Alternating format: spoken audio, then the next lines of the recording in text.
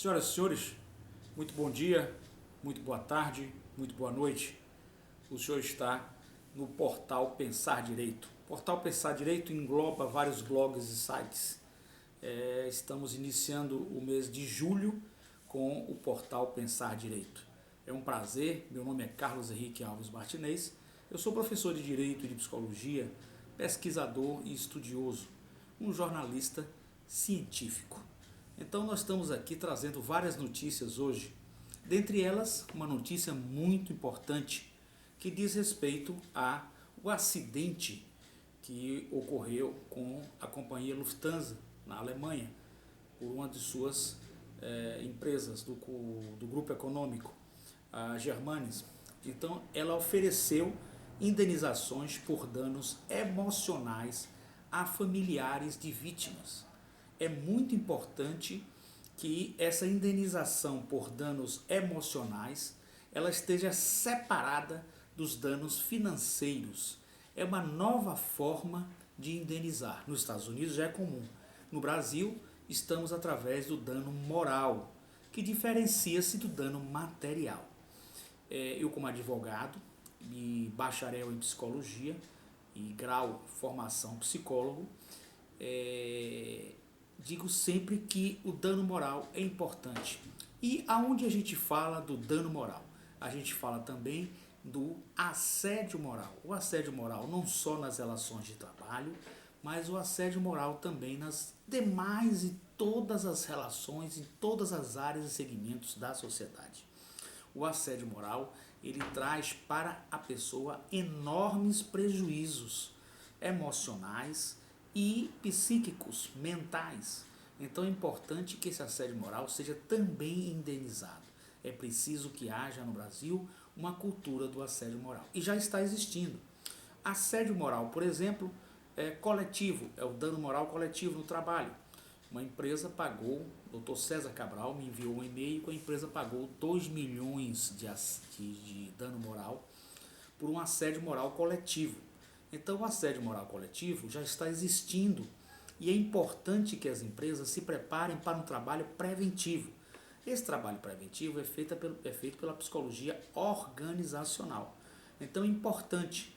E eu venho trabalhando nesse sentido de que a empresa evite, porque na realidade não é o empresário responsável pelo assédio moral, e sim alguém de sua confiança que ele colocou num cargo e neste cargo esta pessoa é um chefe intermediário, um coordenador e etc.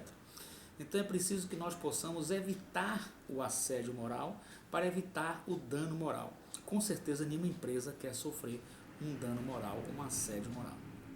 Então eu digo sempre que, e repito e reitero, aquele caso que nós estamos falando, daquele rapaz, daquele senhor, que vem cometendo assédio moral numa instituição séria, que eu tive a honra de apertar a mão do presidente da instituição, eu tive a honra de apertar a mão do presidente da instituição, dos diretores da instituição. A instituição é uma instituição séria, uma instituição digna, decente e honesta, mas não está conseguindo perceber que este rapaz tem cometido diversos assédios morais.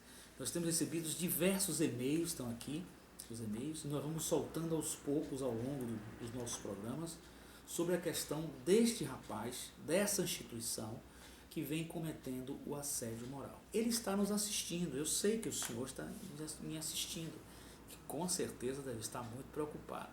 E eu lhe digo, sai rápido daí, saia rápido daí, saia rápido daí, porque se o senhor demorar, não demora, você está demorando. Você vai colocar no banco dos réus uma instituição séria, honesta e inocente, mas cabe uma ação regressiva contra o senhor. O senhor pode pagar uma ação regressiva de danos à empresa que o senhor gerou prejuízo. Mas como o prejuízo pode ser alto, o senhor pode, como chefete, não ter dinheiro, como coordenador de cursos, que não está com um salário muito bom, não ter dinheiro para pagar essa indenização. Então poderá ser responsabilizado também na esfera criminal. Sai rápido daí, o senhor sai rápido daí, não demora. O senhor está demorando, o senhor vai colocar no banco dos réus uma instituição honesta, uma instituição que eu tive a honra de apertar a mão do presidente e uma instituição inocente. Saia rápido aí, não demore, eu já tenho lhe avisado, saia rápido deste cargo, não demore, o senhor está demorando. Bom, esse cidadão vem assediando moralmente as pessoas, os professores, os colaboradores, enfim, todos da instituição. E esse senhor precisa ser retirado dessa instituição o mais rápido possível, porque se trata de uma pessoa doente, uma pessoa que deve ter transtornos psicológicos ou até mesmo uma psicopatia, alguma coisa nesse sentido, se tornando um psicopata de extrema periculosidade. Um psicopata de extrema periculosidade. Mas vamos à notícia que nós estamos aqui sobre a questão da indenização da companhia alemã Lufthansa, através da empresa do seu grupo econômico, a Germanis, que oferece indenizações por danos emocionais a familiares das vítimas. A companhia aérea alemã, Germanis, está oferecendo indenizações de 25 mil euros para familiares próximos das vítimas fatais da queda no dia 24 de março pela sua dor e sofrimento. Só a questão emocional, declarou a empresa nesta terça-feira. Evidências mostram que o copiloto Andreas Lutz trancou o avião, o capitão fora da cabine durante o voo 4U9525, que ia de Barcelona a Düsseldorf, e atirou o avião deliberadamente contra a encosta de uma montanha, matando todas as 150 pessoas a bordo. Os pagamentos de 25 mil euros se somam aos 50 mil euros já pagos como assistência financeira imediata aos familiares. Notem que a indenização por dano moral foi uma indenização que foi feita por dano moral e por dano material foi feita e por dano moral. Só que há uma diferença, o dano material foi maior, é um erro, novamente. Esses 50 mil euros já pagos com assistência financeira imediata aos seus familiares. A lei alemã normalmente não contempla pagamentos separados por dor e sofrimento, ao contrário do que ocorre nos Estados Unidos. A companhia, uma das unidades da Lufthansa, afirmou nesta terça-feira que deseja tratar todos com justiça. Embora um advogado tenha dito que a oferta é insuficiente. Eu também acho muito pouco esse dinheiro está sendo pago, mas é um avanço no mundo para a questão das indenizações por danos morais e emocionais.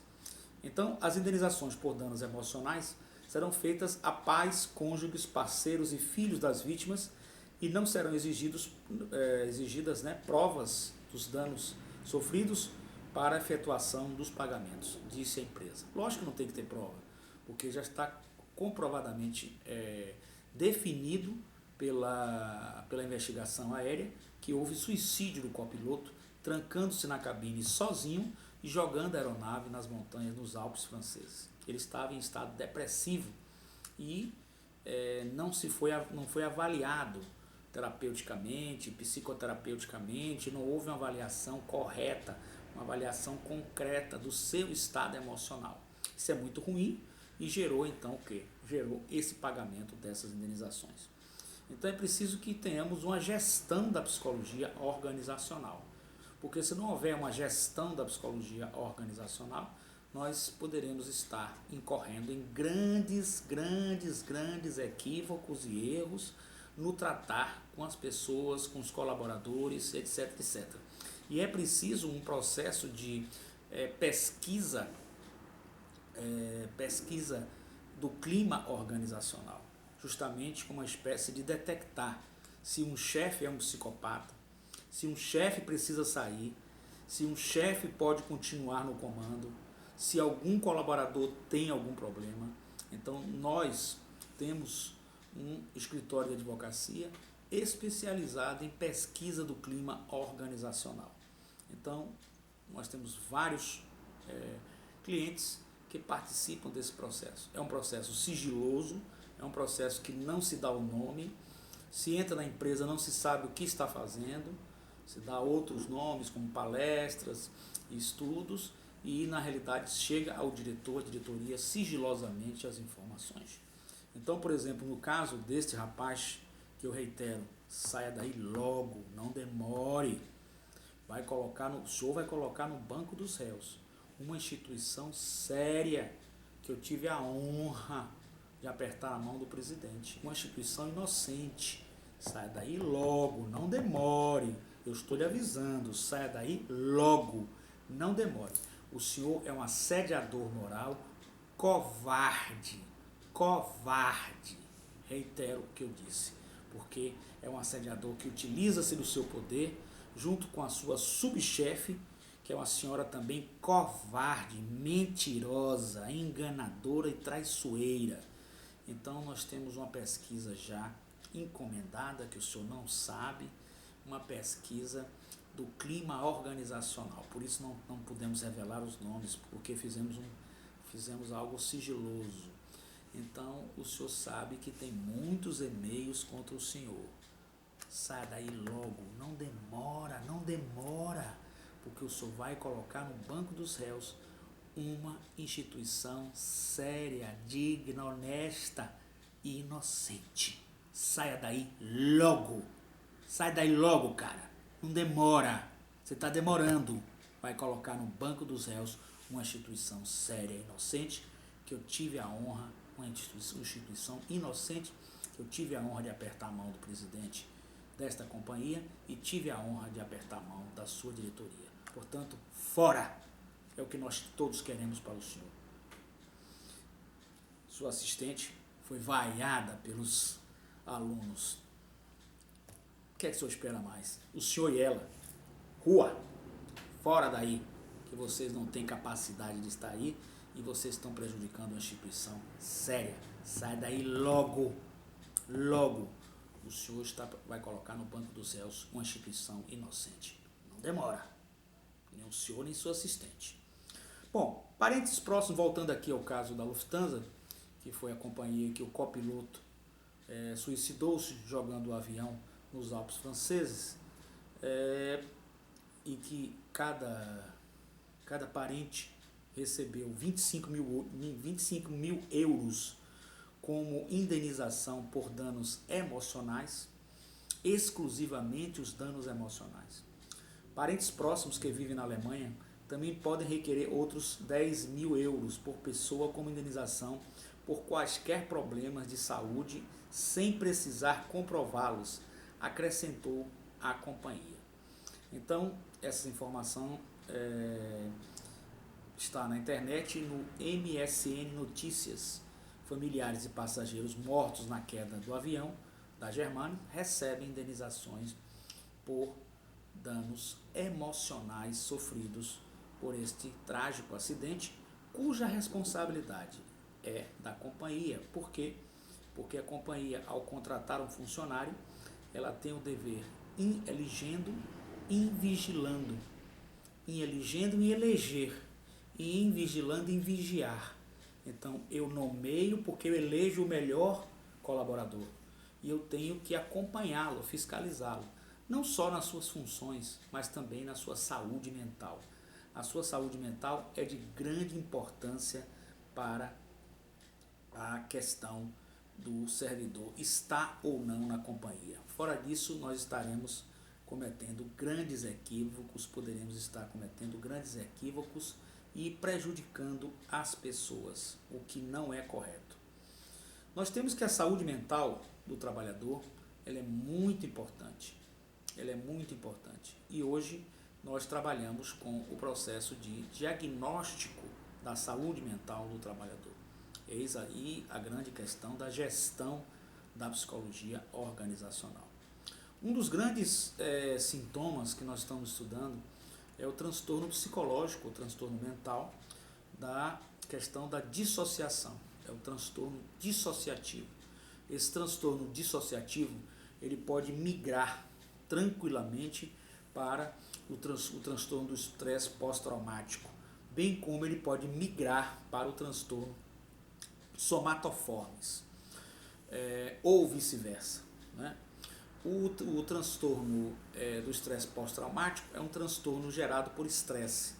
A pessoa em profundo estresse, por exemplo, aquela pessoa que é assediada moralmente, ela recebe um assédio moral, ela poderá passar por estados depressivos, transtorno de pânico, o próprio transtorno do estresse pós-traumático.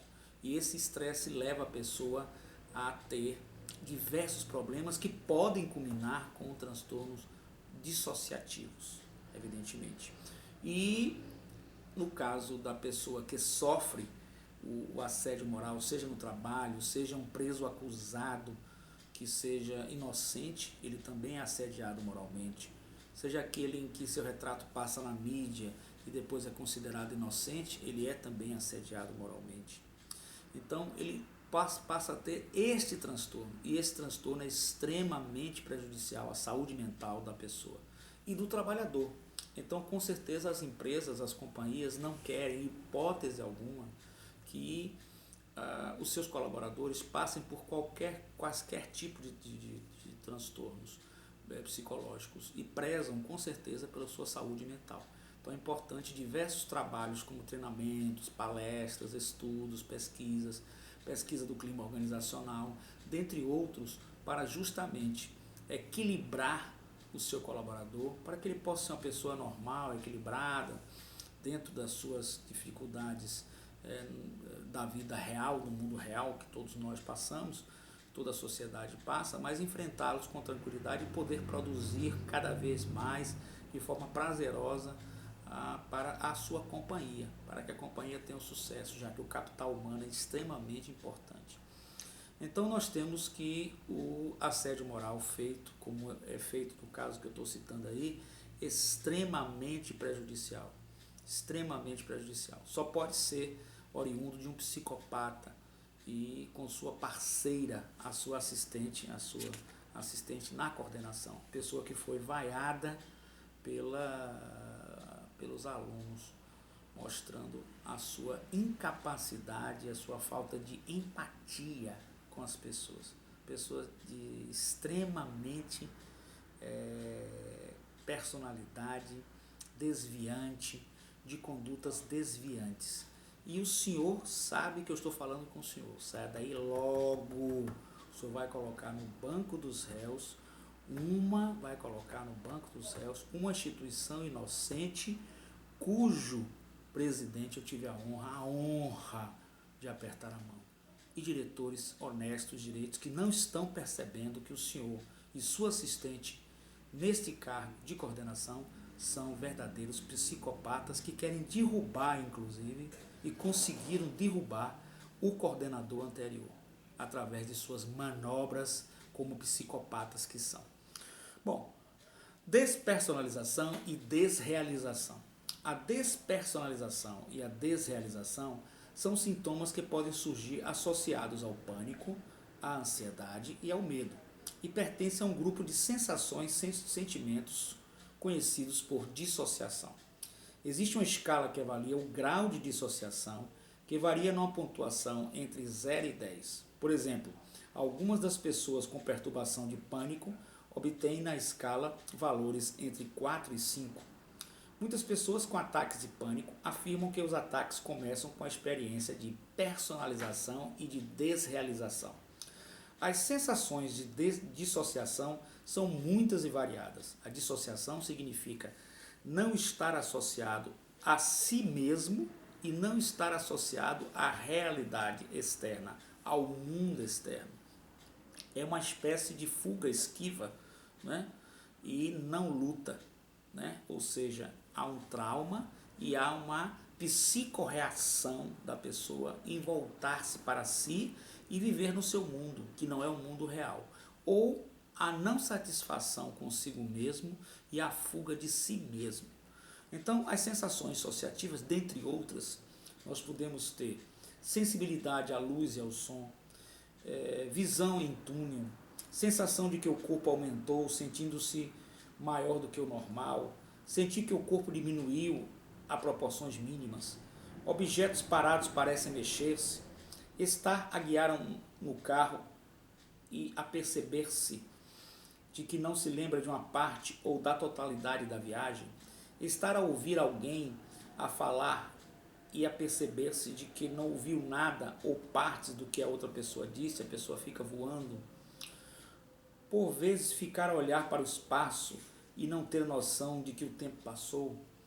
Enfim, essas questões demonstram a questão da dissociação, que são sintomas que oriundos também, na nossa opinião, de um estresse muito grande, o chamado estresse pós-traumático. Então, o que a gente pode observar é que nós precisamos cada vez mais cuidar, porque nós estamos vendo um mundo onde aparecem atiradores que matam as pessoas, terroristas que matam as pessoas, um copiloto que comete o suicídio e por aí lá vai. Então nós precisamos cada vez mais trabalharmos no sentido de que se faz necessário e urgente para toda a sociedade o interesse solidário e coletivo com a saúde mental das pessoas. Tratar bem e viver bem em sociedade faz parte de um dever de solidariedade do bem comum. Mudando de polo aqui um pouquinho, vamos falar um pouco da questão da Operação Lava Jato. Eu não gostaria de ser o julgador, não sou julgador e não tenho capacidade de fazê-lo. Mas na Lava Jato, para os meus alunos aí, surge uma questão que pode ser desenvolvida em artigo científico. O ministro Marco Aurélio Mello, do Supremo Tribunal Federal, em belíssima entrevista, eu assisti, nos disse que nós temos 50% dos presos provisórios no nosso país abarrotando as cadeias. Nós temos as prisões provisórias, sejam elas temporárias ou preventivas, que visam diversos delatores. Por outro lado, se não fossem esses delatores, nunca nós saberíamos os desmandos que ocorrem no nosso país, principalmente na Petrobras. Então, o que fazer diante de uma dualidade?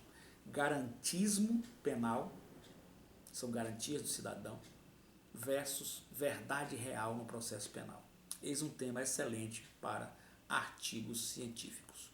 Voltando aqui também a um outro caso que a gente tem trabalhado bastante, do qual eu milito como advogado, é o caso de um rapaz que está preso, que foi acusado de um homicídio e uma tentativa de homicídio, deixando um rapaz em cadeira de rodas, o que é muito triste. Nós aqui lamentamos e respeitamos por demais a dor das famílias. Nós em momento nenhum queremos desrespeitar a dor das famílias, em nenhum momento. Mas por outro lado, não podemos colocar o inocente na cadeia. No outro dia, apareceu estampada a foto do meu constituinte e cliente como sendo o acusado.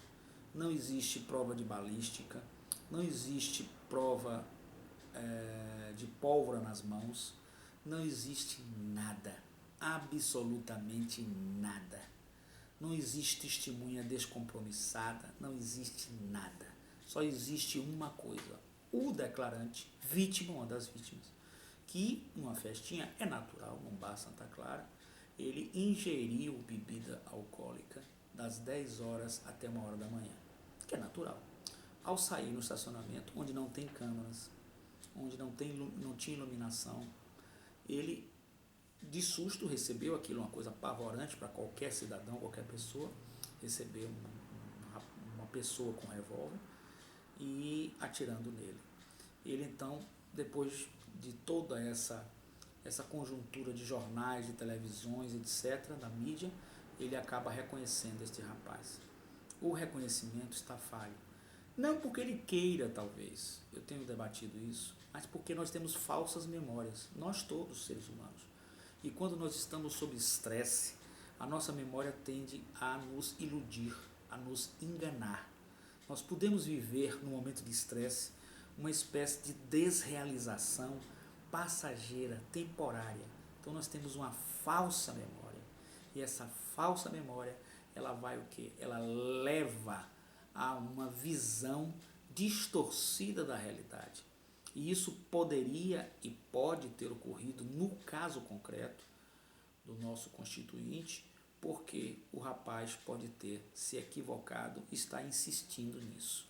E na realidade é uma busca da satisfação, uma busca da realização de respostas àquela agressão que ele sofreu. Essa é uma busca natural de todo ser humano. Você não pode se perseguir o patrono, o advogado, porque se não for eu, vai ser outro. Não tenha dúvida nenhuma que essa perseguição não pode ocorrer por parte de ninguém. deve-se analisar as coisas com mais vagar, com mais cautela, porque a testemunha compromissada, aquela que tem a obrigação de dizer a verdade dos fatos, esta sim é que deve ser valorada como prova inconteste. O declarante, somente o declarante, não tendo nenhum lastro probatório, é muito temerário se levar a júri, porque não existe um indúbio para a sociedade. Pelo contrário, existe a certeza em favor da sociedade de que ele não deve ser levado a júri. E no mais, muito menos condenado. Então é preciso cautela, é preciso muita calma, porque nós não podemos atuar dessa forma. Com certeza absoluta, uma pessoa que tem um cano de revólver apontado para a sua cabeça, essa pessoa, ela com certeza absoluta, ela sofre um momento de, nem que seja momentaneamente, uma espécie de transtorno, sendo uma pessoa normal, sendo uma pessoa que não tenha nenhum transtorno. Mas qualquer ser humano pode sofrer um transtorno dissociativo e uma sensação de desrealização, ou seja, fora da realidade normal. E aí o seu inconsciente pode fantasiar, principalmente quando é induzido pela mídia escrita, falada, televisada, ele pode simplesmente fantasiar e associar como certeza que aquele cidadão que está passando na mídia, que é o acusado, foi o seu agressor. Note a importância disso aí. É muito importante esse ponto para que a gente não cometa. Só essa, entre aspas, prova com contradição, porque o meu constituinte estava de camisa verde claro. Isso as câmeras mostram no bar onde ocorreu a festa, em que não houve briga, não houve nada. Verde claro. E no momento do crime, e por um lapso temporal, logo que todos saem, os disparos ocorrem. Então o lapso temporal impossibilita qualquer mudança no quadro, na cena do crime. Ele descreve o atirador de camisa preta, descreve como alto e magro. O nosso constituinte é de estatura mediana e meio gordinho, meio forte. Então não há como uma declaração dessa ter peso na mídia e insistir numa condenação ou levar a júri uma pessoa num estado desse. Eu considero isso um verdadeiro absurdo e nós vamos ver que isso vai ser um dos grandes erros judiciários, que eu rendo homenagem a todos os meus colegas, inclusive que trabalham neste caso e o fizeram com extrema responsabilidade, dignidade, mas e com certeza não tira nenhum mérito deles reconhecer que há um equívoco neste caso. Não tira nenhum mérito do trabalho que eles desenvolvem ao longo da profissão como autoridades que são. Bom, desse modo, nós podemos falar também das pessoas que estão presas e que são assediadas moralmente. O preso é extremamente assediado moralmente. E ao ser assediado moralmente, ele cria traumas e mecanismos de transtornos dissociativos, de outros transtornos, o que impossibilita a sua reabilitação social. Impossibilita e muito a sua reabilitação social. Então, nós temos aqui que a reabilitação social surge como alternativa para situações em contextos socio-históricos que buscam não apenas a humanização da pessoa humana que sofre transtorno, mas também do local que a pessoa humana fica, seja uma instituição psiquiátrica, seja também a pessoa que se encontra num presídio. Então, existem serviços substitutos em saúde mental, serviços substitutos aos manicômios. E muda-se também, hoje em dia, a conceituação de reabilitação social para reabilitação psicossocial, porque na realidade se está trabalhando psicamente, está trabalhando também no meio social onde a pessoa vive. Então, a eficácia no enfrentamento de fatos estressantes define a vulnerabilidade psicológica de uma pessoa. Se os recursos utilizados para o enfrentamento não forem desenvolvidos pela pessoa, poderão ocorrer transtornos mentais. Os fatores de vulnerabilidade são inversamente proporcionais à capacidade de enfrentamento de acontecimentos estressores. Então, cientificamente, os valores de vulnerabilidade são inversamente proporcionais, né? Eles são muito mais, o estresse lhe traz muito mais medo, angústia, do que sua capacidade de resolver a questão, de sair do problema, de enfrentar e de lutar o problema. Essa incapacidade sua leva com certeza a um estresse. E esse estresse pode, nós estamos falando também hoje de transtorno dissociativo, levá-lo a um transtorno dissociativo grave, gravíssimo e perigoso. Além de gerar outros transtornos, né? Como por exemplo as ligações do transtorno dissociativo, as suas conexões, os seus links com a despersonalização e a desrealização. E também, muito importante que seja dita a questão de que o transtorno somatoformes, que é um transtorno em que a pessoa sente uma doença física sem nenhuma explicação médica, e os transtornos conversivos, dentre outros transtornos. Quero por demais agradecer ao senhor e à senhora que está no nosso portal Pensar Direito e agora diretamente ligado ao nosso blog, né, da TV Pensar Direito, TV e rádio pensardireito.blogspot.com, TV e rádio pensardireito.blogspot.com. Fique conosco, nós vamos iniciar a partir de julho, nas férias. Espero que os senhores tenham tido uma excelente festa junina, todas as festas juninas com prazer, com alegria, possam retornar aos seus trabalhos agora e que esse mês de julho é um mês tipicamente de férias, né? Possamos organizar o começo do segundo semestre de 2015. Nós temos web cursos, são cursos diretamente pela nossa web rádio. Nós temos doença mental e crime. Hoje não se usa mais o termo doença mental, a gente fez porque é uma chamada e o Código Penal ainda utiliza doença mental. Hoje se fala transtornos da personalidade, transtornos mentais, transtornos psicológicos, etc. Mas o Código Penal brasileiro, ainda antigo, fala em doença mental, por isso a gente tem que falar. Doença mental e crime é um curso maravilhoso. E a psicologia organizacional com ênfase no assédio moral e sexual. Esses cursos serão dados pela nossa web rádio de forma gratuita. O senhor e a senhora poderá assistir. Caso queira fazer o curso verdadeiramente, porque o senhor e a senhora estarão como alunos ouvintes. Caso os senhores queiram fazer o curso, os senhores terão um investimento muito pequeno, pode mandar para o nosso e-mail, nós vamos prestar as informações para a sua inscrição e o senhor receberá um audiolivro, um livro-texto e ao final um certificado pela Faculdade Einstein, a Faculdade Einstein que está chancelando os nossos cursos, como cursos de extensão universitária que o senhor poderá utilizar para seu currículo, para a sua empresa, para a sua qualificação e também para as suas atividades complementares. Eu quero por demais agradecer, desejar-lhes boa tarde, bom dia, boa noite, já que o programa fica no ar 24 horas, de domingo a domingo, os senhores poderão estar assistindo à tarde, à noite ou pela manhã.